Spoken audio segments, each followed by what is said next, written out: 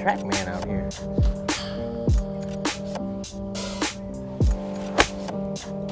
What are you doing?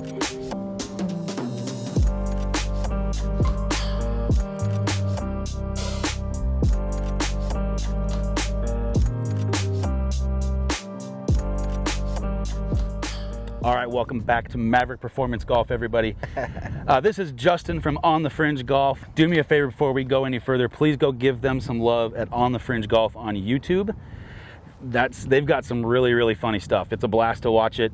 Just them out enjoying golf and having a great time. Hey, go check us out, guys. Way too many golf excuses, but that's all right. We're going to take some of those away today. So if you want to dive, so this is kind of a two-part series we did.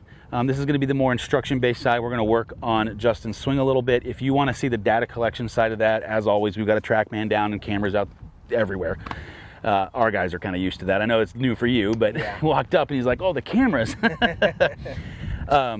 But if you want to see the data collection side of that and kind of some of the tiles and all what we got to get here, go check out their video. We will sync them up reasonably whenever they release and will come out. Also, you can find their channel on the featured channel list down below if you're viewing on a computer. So, all right, man. So do me a favor. If there's anything cool about On the Fringe that I didn't hit, by all means. Secondly, I'm going to make you give me the recap of the last lessons so that we can catch them up. That was a lot of pointing, I know. All right. So, me and the other guy that's a part of the channel. Other guy. Zach. We've been doing a match play series. We're on match number 6, and I've lost 3 in a row. I can't be doing that. He can't be beating me. So, I called in some reinforcements. He's helping me diagnose my swing. We looked at some of the numbers. They look pretty good for the most part, but we did find some flaws. So now it's time to try to see if we can iron out the kinks. Get a little consistency and hopefully some more distance out of you. Hey, I thought I hit the ball far enough, but hey, I'll take 20 more yards, whatever. You guaranteeing me that? Saying you'll gain some. Hey, okay. Even if I got to go kick it. All right, so there was really 3 things in your golf swing that we kind of noticed right out of the gates. And if you don't mind, can we trade spots? Sure. I'm going to borrow your golf club because I'm too lazy to go get one from over there.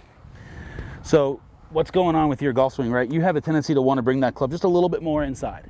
Okay. So we're going to talk about how to fix that, and we're going to get you in a little bit better position, get that club a little bit more in front of you. Okay. When you bring that up, because of that position you're in, you're kind of like right in there, right?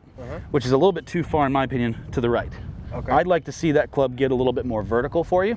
Okay. Now, in doing that, we have to fix that wrist angle, right? Right.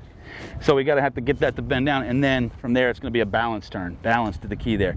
Okay. So Justin had a tendency to kind of do one of those, which we'll pull from the screen grab and show everybody. But hey, I've never seen anybody hit a golf ball backwards before. So let's diagnose it first, right? So let's talk about posture. Let's talk about some of those things. So if you want to jump in there for me. All right. Don't blow over. Yes, please don't. So go ahead and set up for me. So I'm going to ask you a few quick questions. Do you feel like your weight's more toes, heels, or balls of your feet? Balls. Okay. Right in here. Of your feet. Yes. That'd be an awkward place to have your balance. All right. Do you have more pressure in your upper back, lower back? Right now, more in the middle. Okay. Is that pressure more or less than the pressure that's in your thighs? Less. Okay. That's a good thing. So you're pretty solid, right? So go ahead and get set back up for me real quick. So when you miss it, do you have a tendency to miss it more to the toe or more to the heel? Toe. Toe. Why? Because I'm swinging from the inside. You are, yeah. So, okay, go ahead and get all the way back in there. So I actually want to see you. I don't necessarily love how bent you are. Okay. So you're doing a good thing. You're bent from the pelvic bone. Okay. Right? Or sticking your butt out is the other way of saying that. Stock and standard? Yeah. Okay, well, we'll keep it. If you're in balls on your feet and you're happy, listen, this is part of the fun of instruction, right? It's a little bit of give and take. Okay. So when you take it back, I want you to stop at parallel in the takeaway. So right there for me. Okay. All right. Where's that glove pointing? A little bit the sun. At the sun. Yeah. So on this next takeaway, this is a drill. We're not going to keep this permanent. I want you to leave your glove, that circle on the outside of your glove, point at your golf ball. Okay. Closer. Not there yet. Oh, now you're over here. So let's go. Go back on. So that's pointed at your glove ball. Okay. You got that feeling? Yeah. Now, how can you get there? Obviously, this is not where we want to be, right? I just want you to feel that feeling for me. So the way I feel like I need to get there Yep. is to kind of bend my wrist. But what's the biggest difference in the takeaway? I'm not. I feel like Cue Jeopardy music. Sorry. I feel like I'm not hinging the right hand. Like I feel like I want to hinge. Yeah. So what's I'm going not on? hinging. What's going on with your takeaway is you're taking it away. You're turning your shoulders, just not enough, and you're using your wrist. Remember how I said, spoiler in the last video. Check out theirs again for like the 700th time. Wherever the hell that little button is. Which, by the way, on your phone doesn't pop up. It doesn't? Nope. Oh well. So it's just we're idiots pointing in a corner. But when you take it away, you have a tendency to want to rotate that open, right? When you rotate that open, you get to here, now we're pointing up at the sun. So what we want to do is we actually want to turn only our shoulders and leave this frame kind of all in one piece. On the phone last night, we were kind of talking briefly about this. You said, guys, for some reason, say I can't ever keep that triangle frame, right? Yeah. Don't love the term just because it's going to change shape. Yeah, technically it's triangle, but it changes shape as it goes back. Yeah. But Justin, right there, you essentially switched your takeaway completely from a little wristy and a little shoulder to all shoulders Okay. in 5 seconds. So that's what I need is more of a shoulder turn. Yep, so when you take it away, yeah, you're inside now. Oh wait, still. Yeah, see, you pulled from here. Now look at the difference, right? Yeah. You're only parallel and your shoulders are almost square, or almost on a 90 to your target, right? So this is something I want you to work on at the house. Go and go back to flat for me. Hopefully this is enough room here. So you're gonna shab this in the ground about in line with the butt of the grip of the club. Okay. So what I want you to do is take it back, and when you hit that with your shaft, just stop. All right. So where's our club head? Directly in line, right? Mm-hmm. So how do we get it more here? So if I wanted to get it like that, I would Rotate shoulder. I'm going to cue you in. It's all shoulders. There you go. You feel how that's there. Okay. Do that one more time for me, nice and slow. Okay. Yeah, there you go. Look where it is now. Where you guys can see it. Hi, GoPro camera cam. Now his head's outside of his hands, right? We're not rotating. Yes, that's closed. We're also going super slow. You start adding inertia and speed to it, that's going to open more. Okay. Right? Do that a couple more times for me. Just get used to that drill. So this is drill number 1. You can do this at home. Yeah. Right? There you go. Starting to let it creep inside on me. Okay. There you go. Fixed it right there. Okay? So normally I would say I take club inside. So you do, but it's not necessarily that you're taking it inside. You're taking it away with your wrist, not your shoulders. I'm telling you, take it away the normal way for the most part, but do it from up here. yeah. Don't do it from down here. There. Pretty. Love it. How awkward was that? Yeah, it feels robotic-y. Yeah. So it's just you're not used to it, right? You've got a fluid motion with the wrong motion. I will say this is one of the easier changes that I got to make. I don't feel like I'm struggling. Yeah, we're not moving stuff too far, right? We're Right. moving it about a couple inches up. There you go. All right, hit a ball. Full disclosure, you could hit the ground really first. You could really snap this over and potentially hit the Windrose Golf Academy. Ouch. Or a tin cup scenario down the range tee. Just miss my camera, please.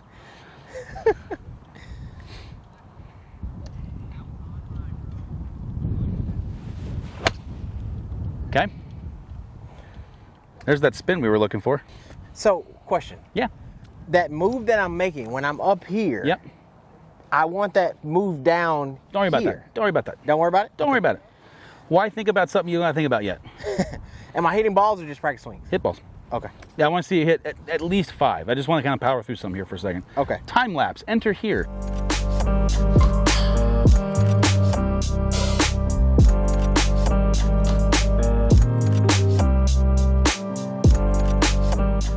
How far do you think you carried those last 2 shots?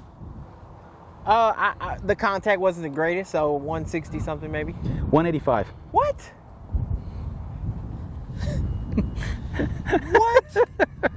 And I feel like I'm not even swinging at it. Like I can't let it really go.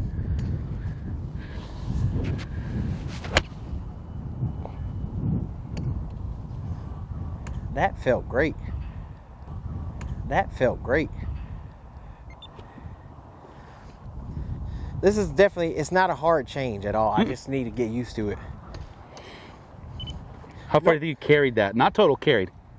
Well, I'm going to cheat now. No. Just that based on feel and what you saw. Based on feel, that one felt maybe like a 90%. So if a normal shot for me carries it 190, I would probably call it 180-ish. 193.2 carry with a total of 205. What? Yeah, so it's, listen, the golf swing, all it really Did you is. switch my club? Hold on. Now that you said that, we have to prove to everybody. We did not switch his club. So, golf swing is nothing but geometry and physics, right? Right. The way you were utilizing your muscles and your body, you were not maximizing the physics of your body in the golf swing, and the geometry is a little off. It's still a little off. That's why I said you're probably going to gain some yardage when we're done with you. Nice. So here's the thing, though. That's 100%. If you think that that's not 100%, you're full of it. Because here's the deal. If you start swinging 100%, you lose control. Yeah. I would rather use your body right, get the same yardage you were before, and swing less hard. Me too. Because let's be honest, if you start hitting it much further, you're in the wrong set of clubs. You have to have distance control, right?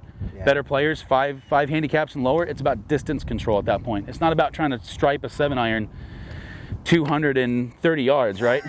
It's about getting up and having some sort of distance control. I have a 3-iron of these. That's a beauty. I don't know, that's further than yours, to be honest with you. I don't know. Maybe. No, you smashed that.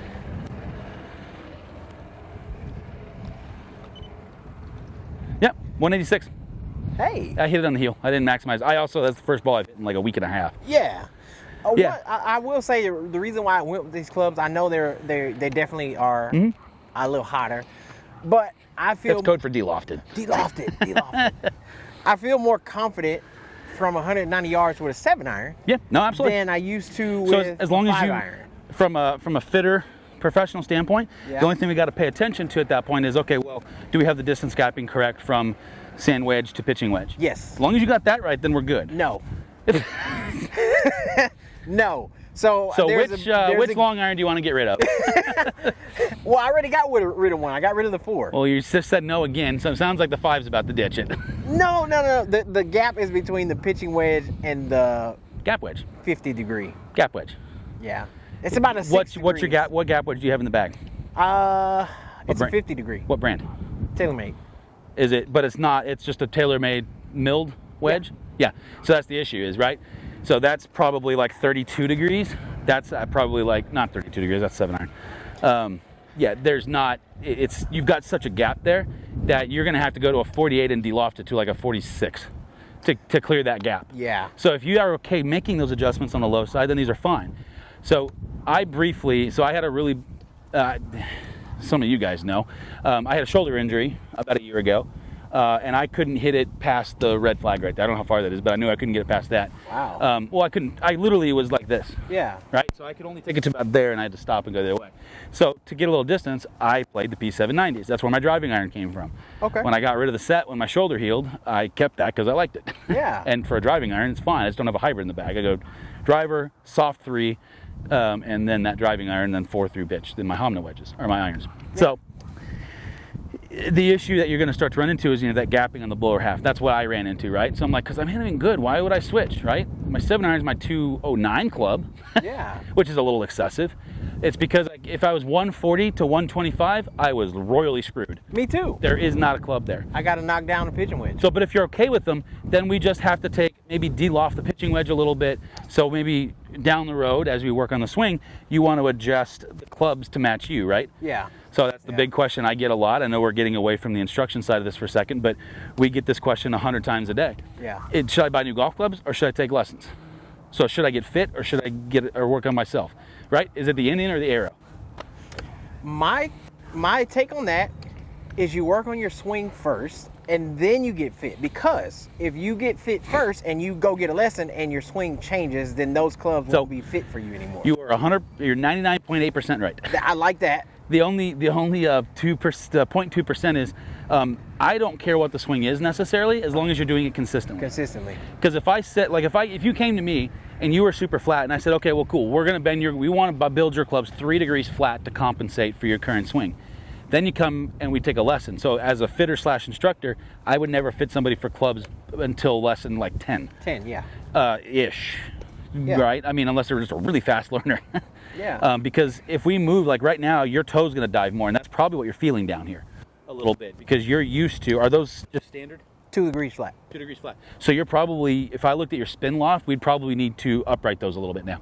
Really? Well, yeah, when you get up here, right, you're going to come down, and because they've been flattened, that toe's a little deeper, you're probably going to start digging that toe a little bit more. So if we start to notice that, just know if you like the way the swing feels, we're going to have to adjust. The clubs were built to this, and now you're here.